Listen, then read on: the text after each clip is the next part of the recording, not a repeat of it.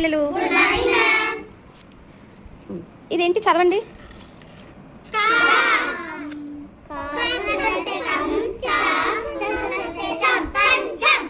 ఇక్కడ కాక్స్నా పెడితే ఏమంటున్నాం?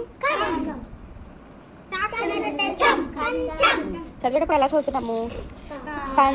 ఆగండి, కంచం అని చదువుతున్నాం కదా. ఇక్కడ ఏమొస్తుంది? కాక్స్నా పెడితే కంచం అంటున్నాం కదా, కంచం. తర్వాత ఇది చదవండి.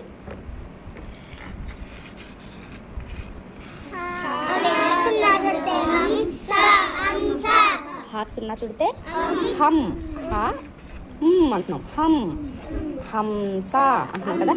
మరి ఇక్కడ కాకేం పెట్టాము? సున్నాయే పెట్టాం. ఇక్కడ హా పక్కన సున్నా పెట్టాం. కానీ ఇక్కడ కంచం అంటున్నాం కదా, అంటే అంటున్నాం కన్. ఇక్కడ ఏమంటున్నాం? హంస, హం అంటున్నాం కదా. ఎందుకు? ఇక్కడ కూడా కంచం అనొచ్చు కదా, కంచం, కంచం అంటమా? కంచం అనం కదా.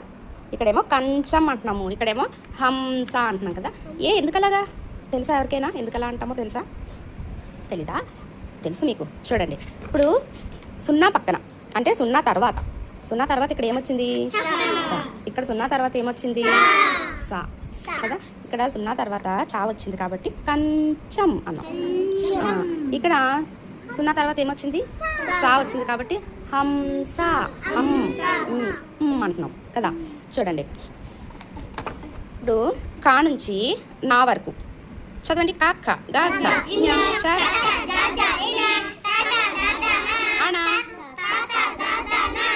సున్నా తర్వాత ఈ అక్షరాలు వచ్చాయి అనుకో. సున్నా తర్వాత ఈ అక్షరాలు వస్తే మనం ఏమని చదువుతాం? అని చదువుతాం, అని చదువుతాం. అలా కాకుండా సున్నా తర్వాత పా నుంచి బండిరా వరకు మధ్యలో అక్షరాలు వచ్చాయి అనుకో. పాప, బాప, మా, యా, రా, లా, వా, సే, హా, అలా ఈ అక్షరాలు వచ్చాయి అనుకో. సున్నా తరువాత వచ్చాయనుకో, అప్పుడు మనం అక్కడ సున్నాను ఎలా చదువుతాం? అని చదువుతాం, అని చదువుతాం. ఓకేనా? మీరు ఎగ్జాంపుల్స్ చెప్పండి. ఇప్పుడు నేను 2 రాసాను చూడండి. మంట, మంట అనం, మంట అంటాం అంటే అంటాం కదా. జంట అంటే ఇక్కడ సున్నా తర్వాత ఏమొచ్చింది? తా ఎందులో ఉంది? ఇక్కడ ఉంది కాబట్టి అన్నాం. ఇక్కడ ఇది చూడండి, రంపం. ఇక్కడ సున్నా తర్వాత ఏమొచ్చింది? పా వచ్చింది కాబట్టి ఇక్కడ ఏమన్నాము? అన్నాం, అన్నాం కదా. ఇంకా చెప్పండి. ఇప్పుడు మనం ఏం రాసాము? హంస.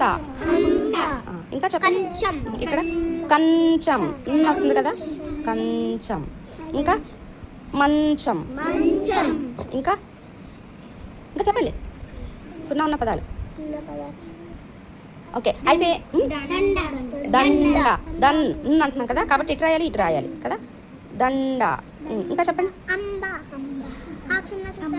Very good. అంబా, అన్బా అంటున్నామా, అంబా అంటున్నామా? అంటే వస్తుంది కాబట్టి ఎక్కడ రాయాలి? ఇక్కడ రాయాలి. చూసారా? వెరీ గుడ్, బాగా చెప్పింది. ఎవరు చెప్పారు? అంబా.